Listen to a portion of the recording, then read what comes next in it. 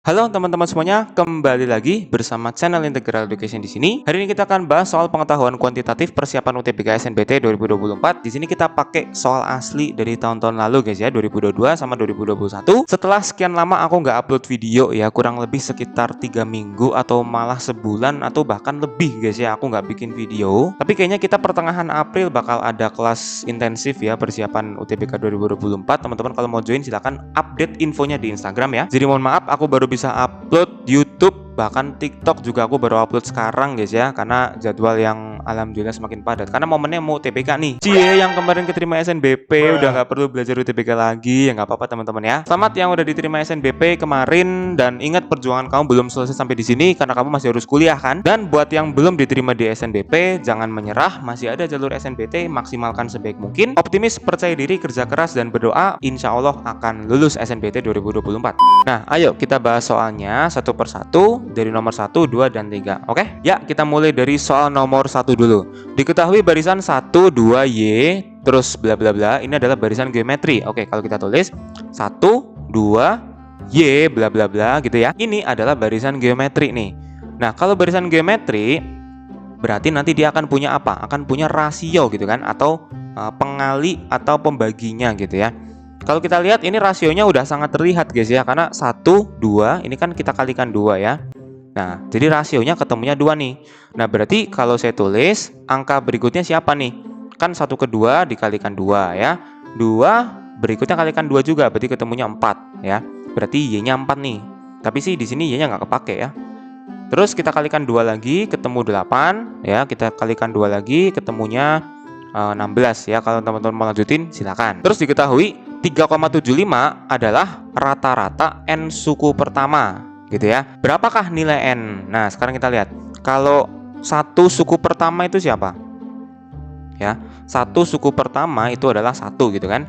Kalau dua suku pertama itu siapa aja berarti? 1 sama 2 gitu kan. Kalau 3 suku pertama, nah ini caranya kita coba-coba nih. Daripada kita pakai rumus SN ya kan, mendingan kita coba semuanya ya. 1, 2, sama 4 gitu.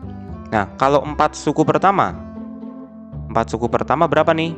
Berarti 4 angka pertama, 1, 2, 4, sama 8 gitu ya. Nah, katanya rata-rata N suku pertama, berarti berapa suku pertama nih? Rata-ratanya itu 3,75 gitu ya.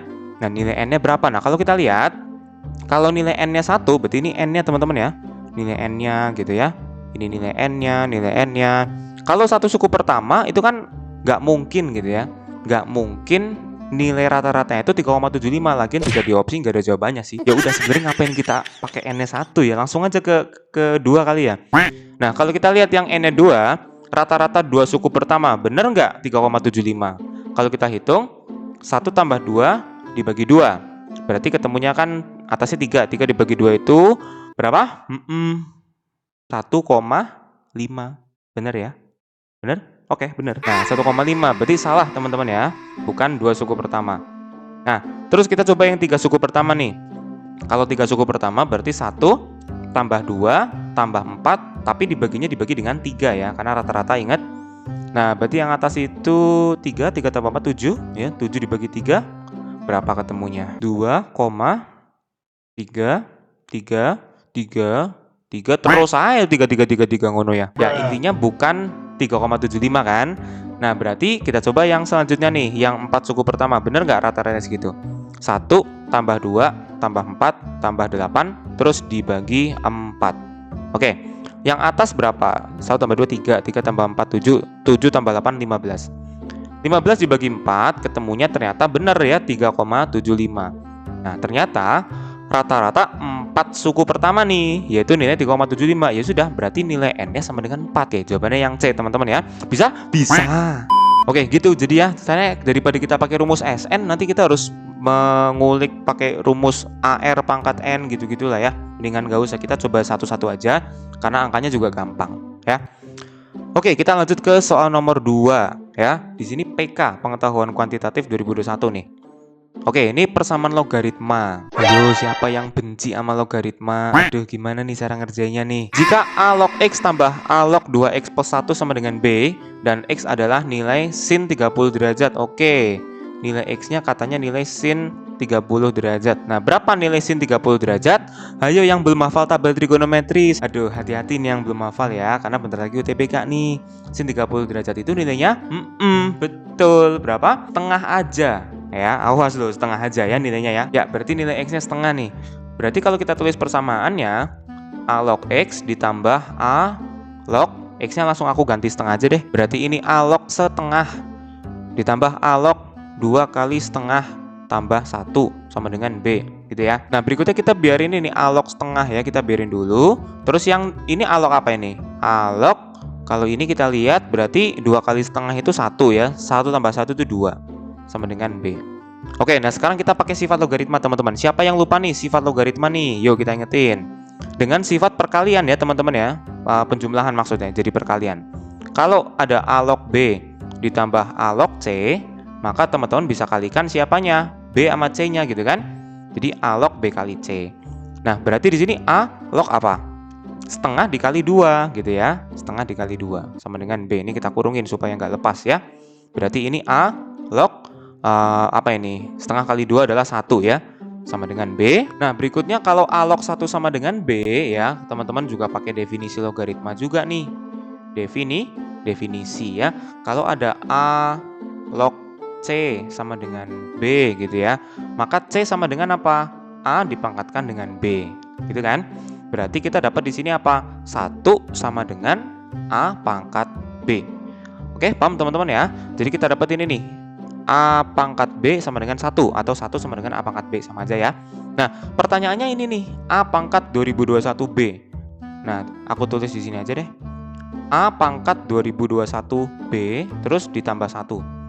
Nah, masalah ini angkanya kok gede banget ya 2021 gitu. Padahal ini nggak ngaruh, ini kan sama aja kayak A pangkat B dipangkatkan 2021 tambah 1 gitu kan. Nah, A pangkat B itu hasil 1 teman-teman. Udah kita dapat tadi ya. Jadi 1 pangkat 2021 tambah 1. Jadi ketemunya adalah 1 pangkat 2021 itu 1 ya.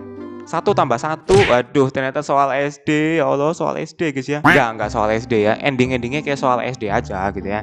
Berarti hasilnya adalah 2 ya teman-teman. Ya gitu, jawabannya yang E. Intinya kalau soal logaritma teman-teman harus hafal ini sifat-sifatnya. Dan ini hanya satu dari sekian banyak sifat gitu ya. Kalau ini kan definisi ya, beda sama sifat ya. Oke, paham teman-teman ya? Oke. Iya, kita lanjutkan ke soal terakhir. Ini soal tahun 2021. Diketahui P dan Q adalah bilangan bulat positif yang memenuhi 1/P tambah 1/Q sama dengan 7/10. Nilai P kuadrat min Q kuadrat adalah berapa nih? Nah, gimana caranya teman-teman? Ini kan pecahan ya. Kita punya 1/P tambah 1/Q sama dengan 7/10. Kita samakan penyebut yuk. Coba yuk, penyebutnya apa? PQ gitu kan? Berarti yang atas kan P plus Q gitu ya, sama dengan 7/10. Kita ambil mudahnya aja deh, kita ambil gampangnya aja deh. Udah, ini P plus Q anggap aja 7 gitu ya. P plus Q anggap aja 7.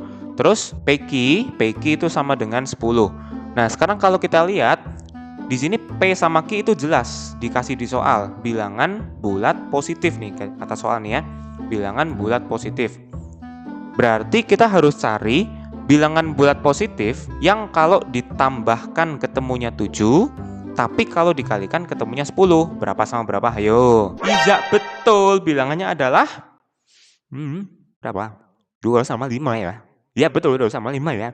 Jadi P-nya adalah 2, Q-nya adalah 5. Oke, gitu teman-teman ya.